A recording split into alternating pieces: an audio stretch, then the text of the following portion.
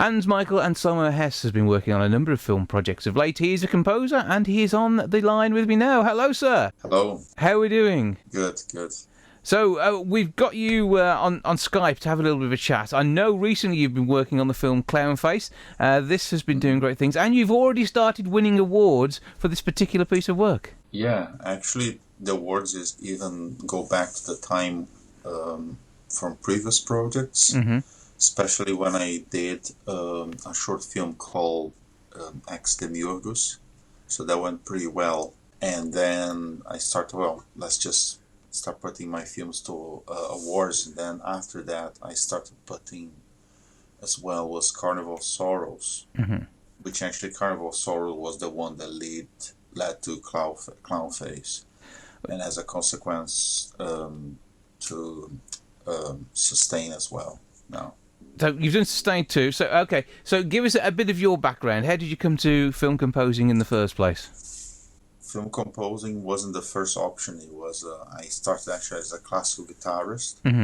So I did a BA in music performance and classical guitar because I always love a lot the sound of the instrument and its abilities.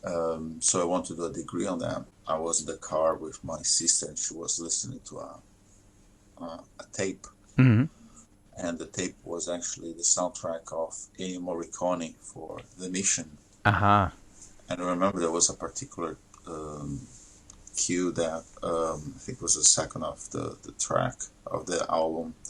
And that really stuck in my mind, because it was very melancholic and repetitive and beautiful.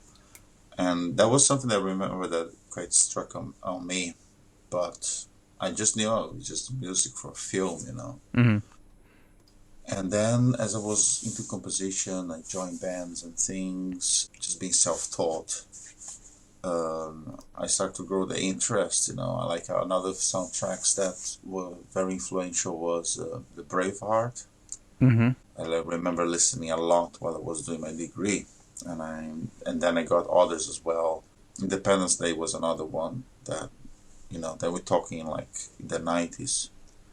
That was when I was doing my first BA degrees. Then remember, I like listening a lot to guitar concertos. So, the involvement with the orchestra. And then later on, much later, then I thought I think I want to pursue this career, looks great. You get to use the orchestra. I was fascinated by music technology as well, because I am from that generation when actually I saw computers becoming powerful. I remember that. And computers that could play music that sounded like real music rather than computer games, which was a bit sort of. Although the computer games, one thing, that's a good point actually. I do like games. I rarely play now, but I was very into that at a young age.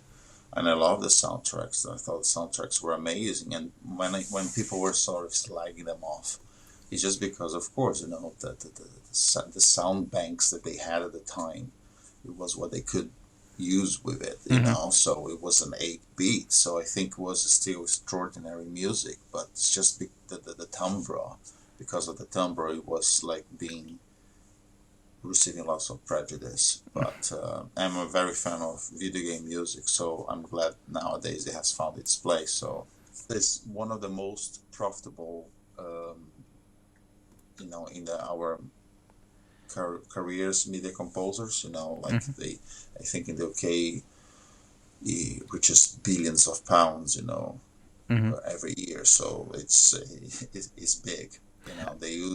Nowadays they don't use 8-beat sounds, they use real orchestras, And through what can be done with the amount of data that's moved around these days, you can have a full sound without all that the MIDI files creating some of the most irritating sometimes music in the world, but still that had to be composed by somebody. So, what brought you to the UK in the first place? The UK was like this. I got this obsession of, since I was a teenager, that I want to do my postgraduate studies in music abroad.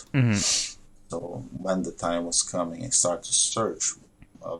In my initial idea was to go to the United States, but of course it was, and I think still, very expensive. Then I thought, well, I have an European passport, so why not Britain? Because I speak English, although at the time was more American accent. And then I started to prepare myself for it. And then I remember that I did a lot of searches, and I found about the city of Bristol.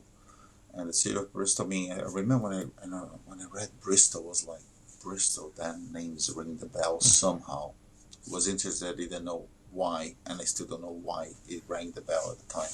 It was interesting because I gave the MA was good. It was one intense year. When I finished, I also had this, because I had this, I want to do, the MA, and then I want to do a PhD. Yeah. So I ended up doing a PhD in film musicology, which was something that it was much more tougher than I thought, because it involved, lots of research, and I had a vision about that was a little bit naive at the time. So it was really tough because I had to concentrate a lot on the research, and I ended up not being able during that period. I couldn't be working that much in the industry. That's why when sometimes people ask me, "Oh, so when did you start it?" I said, actually, it's from my second Renaissance, which it began more in 2014. Well, you've been working on some great Midlands movies. Clownface is out there now. Sustain is on the verge of release. And you must be proud to be part of these. And I know, talking to the director of Sustain, how pleased they are with the way in which the soundtrack comes together. And Troy was telling me he actually watched the film through with none of the dialogue, just the music, and how that had really brought the film to life for him. Yeah. Well, for me, it was also another pleasure, because I ended up coming to this project through a reference, because Alex Bourne from Clownface, he suggested me to Troy and Dave, because they were looking for someone else, and he was trying to to put me in. And then I talked to them, and then of course, always a new director is it's a new thing, because you want to know if the chemistry is going to work well. That's the most important thing, I think, when getting to a project, whether or not you're going to get along, and people will, the filmmakers will be able to communicate well. Because sometimes I had very few bad experiences, so of course for me it was okay. How's that going to happen? Then I was very glad it was, working with Dave and Troy was excellent.